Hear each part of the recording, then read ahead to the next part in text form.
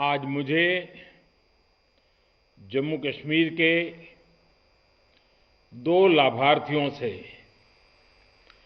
आयुष्मान भारत योजना की विषय में उनके अनुभव सुनने का अवसर मिला। मेरे लिए सिर्फ आपके ये अनुभव नहीं है। कभी-कभी जब काम करते हैं, निर्णय करते हैं, लेकिन जिनके लिए करते हैं, उनसे जब संतोष के शब्द मिलते हैं, तो शब्द मेरे लिए आशीर्वाद बन जाते हैं। मुझे गरीबों के लिए और ज्यादा काम करने के लिए और मेहनत करने के लिए और दौड़ने के लिए ये आपके आशीर्वाद बड़ी ताकत देते हैं। और इत्तेफाक से देखिए, दोनों भाई, जम्मू वाले सज्जन भी और श्रीनगर वाले, अपना छोटा कारोबार, कोई एक ड्राइविंग करता है, कोई, लेकिन मुसीबत के समय में ये योजना उनके जीवन में कितना बड़ा काम कर रही है। आपकी बातें सुनकर के मुझे लगा विकास की योजनाओं का लाभ आखिरी इंसान तक पहुंचे, गरीब से गरीब तक पहुंचे, जमीन के हर कोने पर पहुंचे, सभी तक पहुंचे। ये हमारी सरकार का कमिटमेंट है। आज इस समारोह में उपस्थित मंत्रिपरिषद के साथी, गृह मंत्री श्रीमान अमित शाह जी, मंत्री भाई डॉक्टर हर्षवर्धन जी, पीएमओ में मेरे साथ राज्य मंत्री के रूप में काम कर रहे भाई जितेंद्र सिंह जी, जम्मू कश्मीर के लेफ्टिनेंट गवर्नर श्रीमान मनोज सिन्हा जी, संसद के मेरे अन्य सभी सहयोगी, जम्मू कश्मीर के जनप्रतिनिधिगण और मेरे जम्मू कश्मीर के प्यारे भाई और बहनों, आज का दिन जम्मू कश्मीर के लिए बहुत ऐतिहासिक है। आज जम्मू कश्मीर के सभी लोगों को आयुष्मान योजना का लाभ मिलने जा रहा है। सेहत स्कीम अपने आप में एक बहुत बड़ा कदम है और जम्मू कश्मीर के अपने लोगों के विकास के लिए ये कदम उठाता देख मुझे भी बहुत खुशी हो रही है।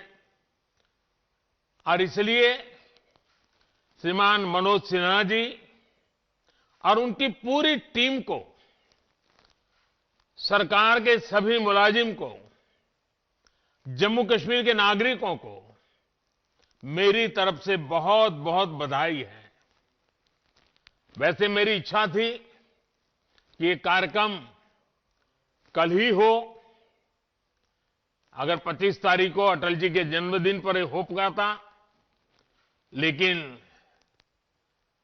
मेरी अपनी कुछ व्यस्तताओं के कारण मैं कल इसे नहीं कर पाया, इसलिए मुझे आज की डेट तय करनी पड़ी। अटल जी का जम्मू कश्मीर से एक विशेष स्नेह था। अटल जी इंसानियत, जमहूरियत और कश्मीरियत की बात को लेकर के हम सबको आगे के कामों के लिए लगातार दिशा निर्देश देते रहे हैं। इन्हीं 3 मंत्रों को लेकर के आज जम्मू कश्मीर इसी भावना को मजबूत करते हुए आगे बढ़ रहा है। साथियों, इस योजना के फायदों पर विस्तार से बात करने से पहले मुझे अवसर मिला है आपके बीच आने का, तो मैं कहना चाहूंगा, मैं जम्मू कश्मीर के लोगों को लोकतंत्र को मजबूत करने के लिए भी अनेक अनेक अनेक अनेक बधाइयां देता हूं। डेवलपमेंट काउंसिल के चुनाव ने एक नया अध्याय लिखा है। मैं इन चुनावों के हर फेज में देख रहा था कि कैसे इतनी सर्दी के बावजूद, कोरोना के बावजूद नौजवान, बुजुर्ग, महिलाएं बूथ पर पहुंचे, घंटों तक कतार में खड़े रहे।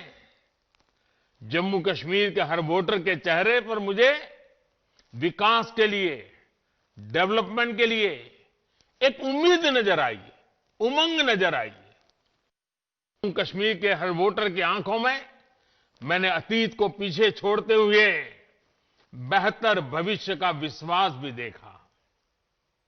साथियों, इन चुनावों में जम्मू कश्मीर के लोगों ने लोकतंत्र की जड़ों को और मजबूत करने का काम किया है। और मैं ये भी कहना चाहूंगा कि जम्मू कश्मीर का प्रशासन कल जिस प्रकार से उन्होंने इस चुनाव का संचालन किया और सभी दलों की तरफ से ये चुनाव बहुत ही ट्रांसपेरेंट हुए, नेक नीयत से हुए, ये जब मैं सुनता हूं तो मेरा इतना मुझे गर्व हो रहा है कि जम्मू कश्मीर से चुनाव निष्पक्ष होना, स्वतंत्र होना, ये बात जम्मू कश्मीर की तरफ से सुनता हूं तो लोकतंत्र की ताकत का हमें और विश्वास मजबूत हो जाता है। मैं प्रशासन को भी, सुरक्षा बलों को भी ढेर सारी बधाइयां देता हूं। आपने छोटा काम नहीं किया है, बहुत बड़ा काम किया है। आज मैं अगर रूबरू में होता तो सब प्रशासन के लोगों को जितनी तारीफ करता शायद मेरे शब्द कम पड़ जाते। इतना बड़ा काम आपने किया है। आपने देश में एक नया विश्वास पैदा किया है और उसका पूरा क्रेडिट मनोज जी और उनके सरकार के, प्रशासन के सब लोगों को जाती है। भारत के लिए गौरव का पल है। साथियों, जम्मू कश्मीर में ये त्रिस्तरीय पंचायत व्यवस्था एक प्रकार से महात्मा गांधी का ग्राम स्वराज का सपना, एक प्रकार से चुनाव गांधी के ग्राम स्वराज का सपना जीता है। और देश में जो पंचायती राज व्यवस्था है उसने आज जम्मू कश्मीर की धरती पर पूर्णता को प्राप्त किया है। ये नए दशक में, नए युग के नए नेतृत्व का आरंभ है। बीते वर्षों में हमने जम्मू कश्मीर में ग्रास रूट डेमोक्रेसी को, जमीनी स्तर पर लोकतांत्रिक संस्थाओं को मजबूत करने के लिए दिन रात प्रयास किया है। और जम्मू कश्मीर के भाइयों बहनों को पता होगा, एक समय था हम लोग जम्मू कश्मीर की सरकार का हिस्सा थे।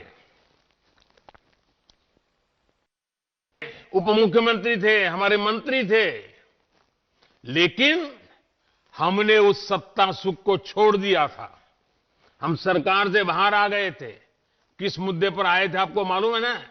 हमारा मुद्दा यही था, पंचायतों के चुनाव कराओ, जम्मू कश्मीर के गांव-गांव के नागरिकों को उनका हक दो, उनको उनके गांव का फैसला करने की ताकत दो। इस मुद्दे पर हम सरकार छोड़ करके आपके साथ रास्ते पर आके खड़े हो गए थे। और आज मुझे खुशी है कि ब्लॉक स्तर पर, पंचायत स्तर पर या फिर जिला स्तर पर आपने जिन लोगों को चुना है उनमें से ज्यादातर आपके बीच ही रहती हैं। वो आपके बीच से ही निकलकर चुनाव जीते हैं। उन्होंने भी वो ही परेशानियां उठाई हैं जो आपने उठाई है। उनके सुख दुख, उनके सपने, उनकी उम्मीदें भी आपके सुख दुख, सपनों और उम्मीदों से पूरी तरह मेल खाते हैं। ये वो लोग हैं जो अपने नाम के बल पर नहीं, बल्कि अपने काम के बल पर आपका आशीर्वाद ले पाए हैं और आज आपने उनको आपका प्रतिनिधित्व बना देने का हक दिया है। आज आपने जिन युवाओं को चुना है वो आपके साथ काम करेंगे, आपके लिए काम करेंगे। और जो लोग चुन करके आए हैं, मैं उनका भी बहुत बहुत अभिनंदन करता हूं। और जो इस बार विजयी नहीं हो पाए हैं, उनको भी मैं कहूंगा कि आप निराश मत होना, जनता की सेवा लगातार करते रहना। आज नहीं तो कल आपके नसीब में भी विजय आ सकता है। लोकतंत्र में यही होता है, जिसको मौका मिले वो सेवा करे, जिसको मेरे मौका न मिले वो सेवा के फल में कोई रह जाता है तो उसके लिए लगातार सक्रिय रहे। आप आने वाले समय में उन्हें अपने क्षेत्र के साथ ही देश के लिए बड़ी भूमिकाओं के लिए भी तैयार कर रहे हैं। जम्मू कश्मीर में इन चुनावों ने यह भी दिखाया है कि हमारे देश में लोकतंत्र कितना मजबूत है। लेकिन मैं आज देश के सामने एक और पीड़ा की व्यक्त करना चाहता हूं। जम्मू कश्मीर ने तो यूटी बनने के 1 साल के भीतर भीतर त्रिस्तरीय पंचायती राज व्यवस्था के चुनाव करवा दिए, शांतिपूर्ण करवा दिए और लोगों को उनका हक दे दिया।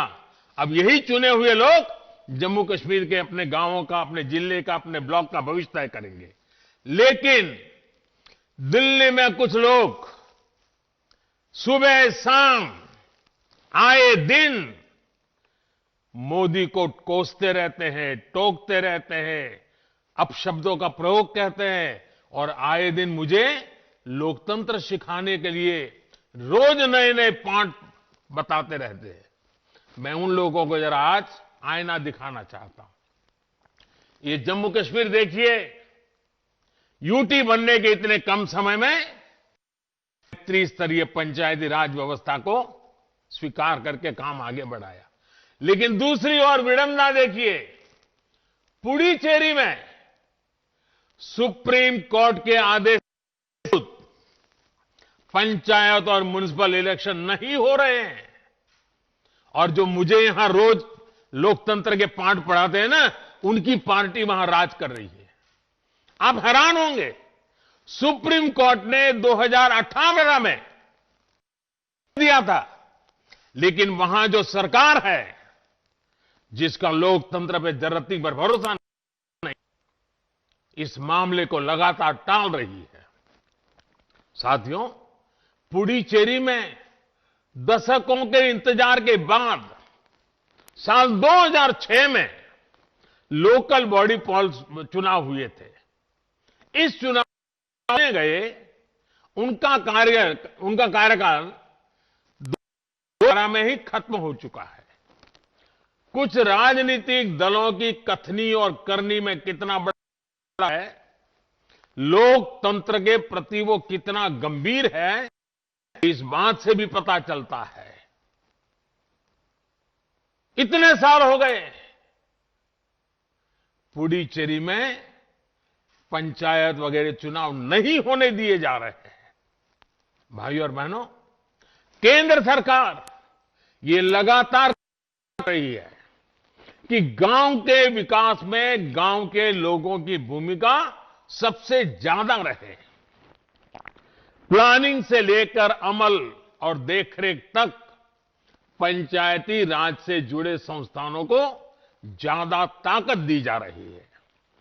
आपने भी देखा है, गरीब से जुड़ी जरूरतों को पूरा करने के लिए पंचायतों का दायित्व अब कितना बड़ा है।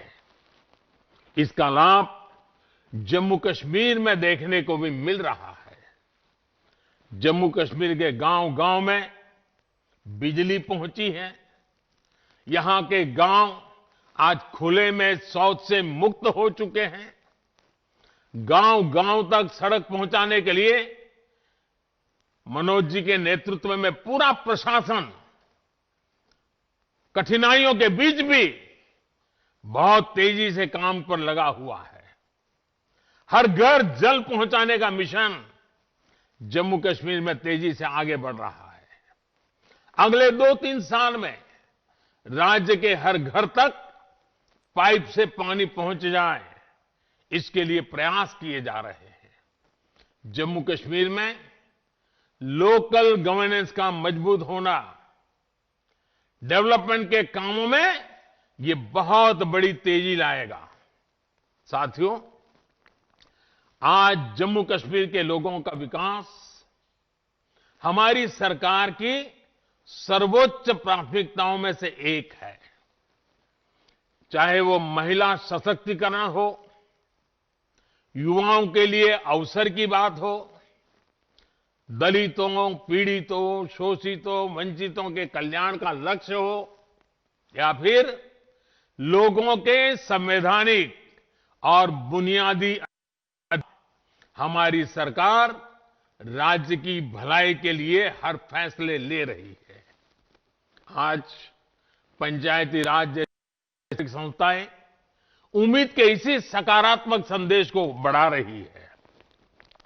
आज हम लोगों को ये विश्वास दिलाने में सफल हुए हैं कि परिवर्तन संभव है और ये परिवर्तन उनके चुने हुए पसंदीदा प्रतिनिधि ला सकते हैं। जमीनी स्तर पर लोकतंत्र लाकर हम लोगों की आकांक्षाओं को अवसर दे रहे हैं। जम्मू कश्मीर की अपनी महान विरासत है और इसके शानदार लोग अपने इस क्षेत्र को सशक्त करने के तरीके अपना रहे हैं, नए तरीके सुझा रहे हैं। साथियों, जम्मू कश्मीर की जीवन रेखा कही जा झेलम नदी में रावी, ब्यास, सतलुज मिलने से पहले कई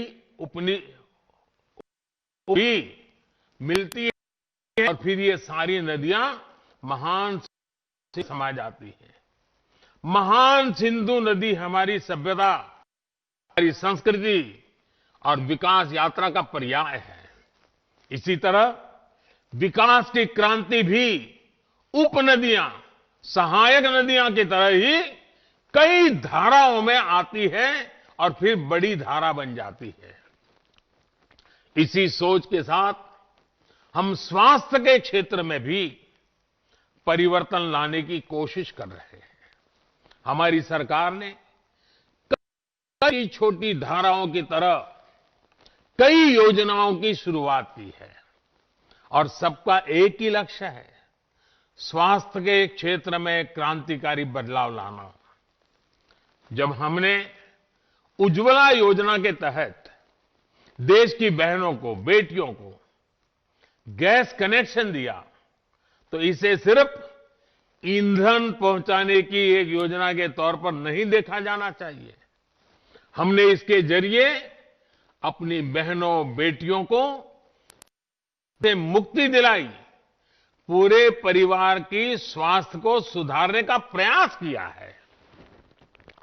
महामारी के दौरान भी यहां जम्मू कश्मीर में करीब 18 lakh gas cylinder, 18 lakh gas cylinder refill कराए गए। उसी प्रकार से आप स्वच्छ भारत अभियान का ही उदाहरण लीजिए। इस अभियान के तहत जम्मू कश्मीर में 10 लाख से ज्यादा टॉयलेट बनाए गए, लेकिन इसका मकसद सिर्फ शौचालय बनाने तक सीमित नहीं, ये लोगों के स्वास्थ्य को सुधारने की भी कोशिश है। शौचालयों से स्वच्छता तो आई ही है, बहुत सी बीमारियों को भी रोका जा सका है। अब इसी कड़ी में आज जम्मू कश्मीर आयुष्मान भारत सेहत स्कीम शुरू की गई है। आप सोचिए, जब इस स्कीम के तहत राज्य के प्रत्येक व्यक्ति को 5 लाख रुपए तक का मुफ्त इलाज मिलेगा, तो उनके जीवन में कितनी बड़ी सहूलियत आएगी। अभी तक आयुष्मान भारत योजना का लाभ राज्य के करीब 6 लाख परिवारों को मिल रहा था। अब सेहत योजना के बाद यही लाभ करीब करीब 21 लाख परिवारों को मिलेगा। साथियों, बीते 2 सालों में 1.5 करोड़ से ज्यादा गरीबों ने आयुष्मान भारत योजना का लाभ उठाया है। इससे जम्मू कश्मीर के लोगों को भी मुश्किल से समय में बहुत राहत मिली है। यहां के करीब 1 लाख गरीब मरीजों का अस्पताल में 5 लाख रुपए तक का मुफ्त इलाज किया गया है। इसमें भी जिन बीमारियों का सबसे ज्यादा इलाज हो रहा है उसमें कैंसर, हार्ट और ऑर्थो से जुड़ी बीमारियां सबसे ज्यादा है। ये ऐसी बीमारियां हैं जिन पर होने वाला खर्च किसी भी गरीब की नींद उड़ा देता है। और हमने तो देखा है, कोई गरीब परिवार मेहनत करके थोड़ा ऊपर आए और मध्यम वर्ग की ओर आगे बढ़े, और अगर परिवार में कोई एक बीमारी आ जाए तो फिर वो गरीबी के चक्कर में वापस फंस जाता है। भाइयों बहनों, जम्मू कश्मीर की वादियों में हवा इतनी शुद्ध है, प्रदूषण इतना कम है कि स्वाभाविक रूप से हर कोई चाहता है, और मैं तो जरूर चाहूंगा कि आप हमेशा स्वस्थ रहें। हां, अब मुझे ये तसल्ली है कि बीमारी की स्थिति में आयुष्मान भारत सेहत स्कीम आपकी एक साथी बनकर मौजूद रहेगी। साथियों, इस स्कीम का एक और लाभ होगा जिसका जिक्र बार बार किया जाना जरूरी है। आपका इलाज सिर्फ जम्मू कश्मीर के सरकारी और प्राइवेट अस्पतालों तक सीमित नहीं रहेगा, बल्कि इस योजना के तहत जो हजारों अस्पताल जुड़े हैं वहां ये सुविधा आपको मिल पाएगी। आप मान लीजिए मुंबई गए हैं और अचानक जरूरत पड़ी तो ये कार्ड मुंबई में भी आपके काम आएगा। आप चेन्नई गए तो वहां भी काम आएगा, वहां के अस्पताल भी मुफ्त में आपकी सेवा करेगी। आप कोलकाता गए हैं तो वहां मुश्किल होगा, क्योंकि वहां की सरकार आयुष्मान योजना से नहीं जुड़ी है। कुछ लोग होते हैं, क्या करें। देश भर में ऐसे 24,000 से ज्यादा अस्पताल इस वक्त है जहां सेहत स्कीम के तहत आप इलाज करा पाएंगे। कोई बंदिश नहीं, कोई रोक टोक नहीं, किसी को कमीशन नहीं, कट का तो नामो निशान नहीं, कोई सिफारिश नहीं, कोई भ्रष्टाचार नहीं। सेहत स्कीम का कार्ड दिखाकर आपको हर जगह इलाज की सुविधा मिल जाएगी। साथियों, जम्मू कश्मीर अब देश के विकास के साथ कंधे से कंधा मिलाकर चल रहा है।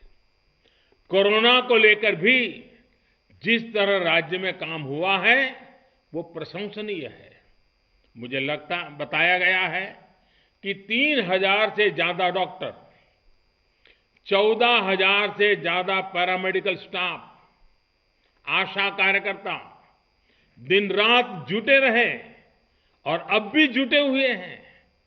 आपने बहुत ही कम समय में राज्य के अस्पतालों को कोरोना से लड़ने के लिए भी तैयार किया। ऐसे ही इंतजाम के कारण कोरोना के ज्यादा से ज्यादा मरीजों को बचाने में हम कामयाब रहे हैं। भाइयों और बहनों, जम्मू कश्मीर में हेल्थ सेक्टर पर आज जितना ध्यान दिया जा रहा है उतना पहले कभी नहीं दिया गया।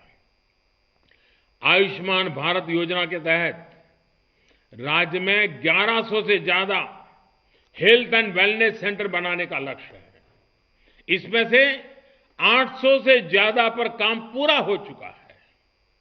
जन औषधि केंद्रों पर बहुत ही कम दामों में मिल रही दवाइयां और मुफ्त डायलिसिस की सुविधा ने भी हजारों लोगों को लाभ पहुंचाया है। जम्मू और श्रीनगर में दोनों जगह 2 कैंसर इंस्टीट्यूट भी बनाए जा रहे हैं। 2 एम्स का काम भी तेजी से चल रहा है। नौजवानों को मेडिकल और पैरामेडिकल एजुकेशन के लिए जम्मू कश्मीर में ही ज्यादा से ज्यादा मौके मिले, इसके लिए भी काम हो रहा है। जम्मू कश्मीर में 7 नए मेडिकल कॉलेज को मंजूरी मिल चुकी है। इसमें एमबीबीएस की सीटें 2 गुनी से भी ज्यादा होने वाली है। इसके अलावा जिन 15 नए नर्सिंग कॉलेज को मंजूरी दी गई है, उनसे युवाओं के लिए नए अवसर बनेंगे। इसके अलावा जम्मू में आईआईटी और आईआईएम की स्थापना भी यहां के नौजवानों को हायर एजुकेशन के बेहतर मौके उपलब्ध कराएगी। राज्य में फैसिलिटी बढ़ाने के लिए जो परियोजनाएं शुरू हुई है, वो यहां के टैलेंट को स्पोर्ट्स की दुनिया में छा जाने में मदद करेगी। भाइयों और बहनों, हेल्थ के साथ ही दूसरे इंफ्रास्ट्रक्चर में भी नए जम्मू कश्मीर के कदम तेजी से आगे बढ़ रहे हैं। पिछले 2-3 साल में इसको लेकर कैसे तेजी आई है, इसका एक बेहतरीन उदाहरण हाइड्रो पावर है। 7 दशकों में जम्मू कश्मीर में 3,500 मेगावाट बिजली की कैपेसिटी तैयार हुई थी। बीते 2-3 साल में ही इसमें 3,000 मेगावाट कैपेसिटी हमने और जोड़ दी है। प्राइम मिनिस्टर्स डेवलपमेंट पैकेज के तहत चल रहे प्रोजेक्ट्स भी अब काम बहुत तेजी से हो रहा है। खास तौर पर कनेक्टिविटी से जुड़े प्रोजेक्ट से राज्य की तस्वीर और तकदीर दोनों बदलने वाली है। मैंने चिनाब पर बन रहे बेहतरीन रेलवे ब्रिज की तस्वीरें देखी हैं और आजकल तो सोशल मीडिया में शायद हिंदुस्तान के हर किसी ने देखी होगी। उन तस्वीरों को देखकर किस नागरिक का माथा गर्व से ऊंचा नहीं होगा। रेलवे का पूरा जोर है कि अगले 2-3 साल में बेली रेलवे से कनेक्ट हो जाए। जम्मू और श्रीनगर में लाइट से रेल ट्रांजिट मेट्रो को लेकर भी बात आगे बढ़ रही है। बनिहाल टनल को भी अगले साल तक पूरा कोशिश की जा रही है। जम्मू में जो सेमी रिंग रोड का काम चल रहा है, उसे भी जल्द से जल्द पूरा करने में सरकार जुटी हुई है। साथियों, कनेक्टिविटी जब बेहतर होती है तो इससे टूरिज्म और इंडस्ट्री दोनों को बल मिलता है। टूरिज्म जम्मू की भी ताकत रहा है और कश्मीर की भी ताकत रहा है।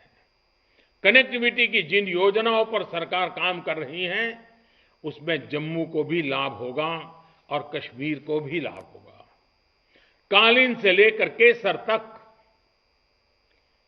सेब से लेकर बासमती तक, एप्पल से लेकर के बासमती तक, जम्मू कश्मीर में क्या नहीं है। कोरोना की वजह से हुए लॉकडाउन के दौरान भी सरकार ने इस बात का ध्यान रखा कि यहां के एप्पल किसानों को दिक्कत कम से कम हो, बाजार में सही तरीके से समय पर माल पहुंचे। सरकार ने कुछ महीने पहले निर्णय भी लिया कि एप्पल की खरीद के लिए मार्केट इंटरवेंशन स्कीम को पिछले साल की तरह ही इस साल भी लागू रखा जाए।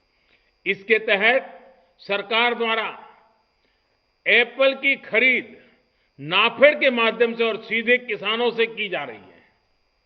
जो एप्पल खरीदा जा रहा है, भुगतान भी डायरेक्ट बेनिफिट ट्रांसफर के जरिए सीधे किसानों के बैंक खातों में किया जा रहा है।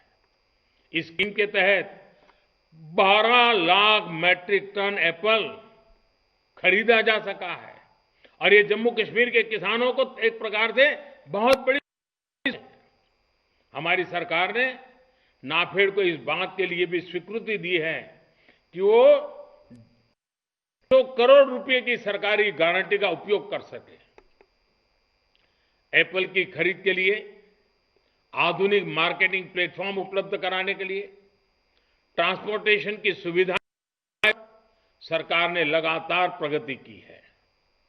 एप्पल की स्टोरेज के लिए सरकार जो सहायता कर रही है, उसमें भी किसानों को बहुत लाभ हुआ है। यहां पर नए किसान उत्पादक संघ एफपीओस का निर्माण हो, अधिकतम बने, इसके लिए भी लगातार शासन प्रयास कर रहा है। नए कृषि सुधारों ने जम्मू में भी और घाटी में भी दोनों फूड प्रोसेसिंग इंडस्ट्री के लिए नए अवसर बना दिए हैं। इससे हजारों लोगों को स्वरोजगार के मौका मिलने वाला है। भाइयों और बहनों, आज जम्मू कश्मीर में जहां एक तरफ हजारों सरकारी नौकरियां नोटिफाई की जा रही हैं, वहीं दूसरी तरफ स्वरोजगार के लिए भी कदम उठाए जा रहे हैं। बैंकों के जरिए अब जम्मू कश्मीर के नौजवान कारोबारियों को आसानी से लोन मिलना शुरू हुआ है।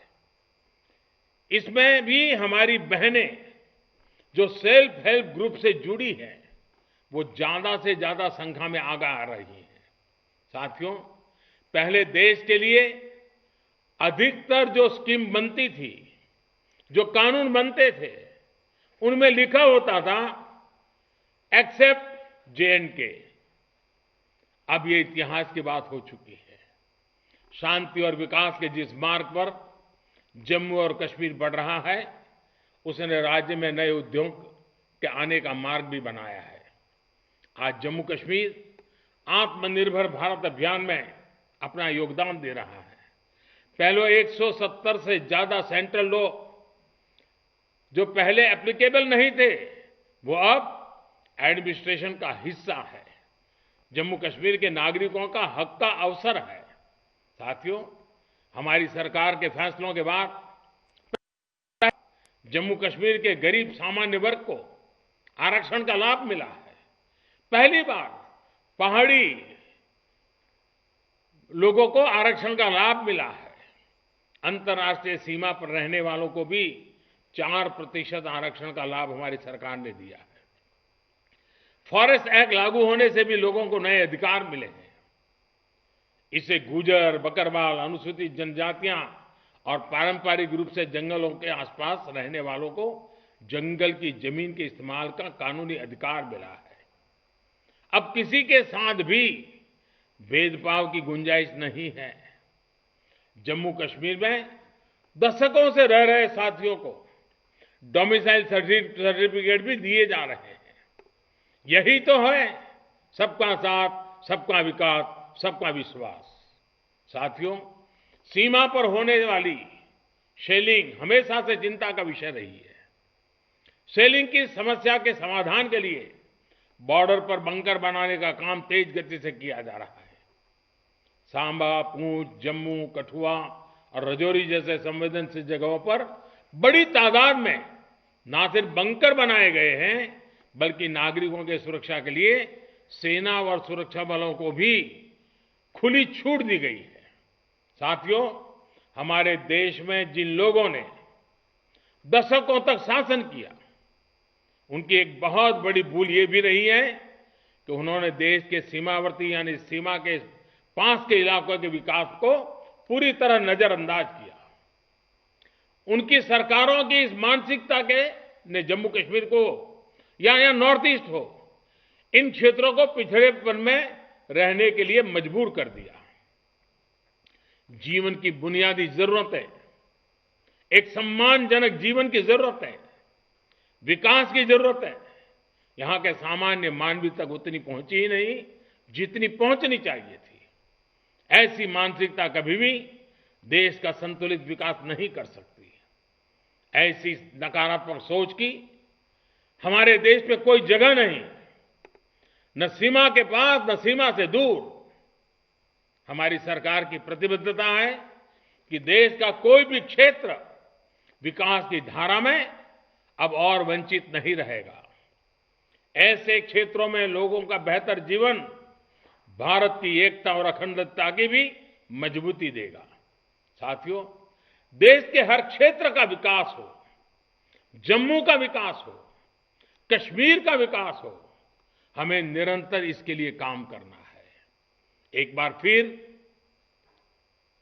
मैं श्रीमान मनोज सिन्हा जी को और उनकी टीम को आज जरूर बधाई देना चाहूंगा। जब मैं अभी मनोज जी को भाषण सुन रहा था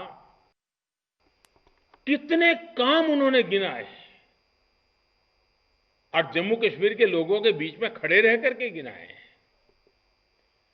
जिस तेजी से काम हो रहे हैं, पूरे देश के अंदर एक नया विश्वास, नई आशा पैदा करेंगे।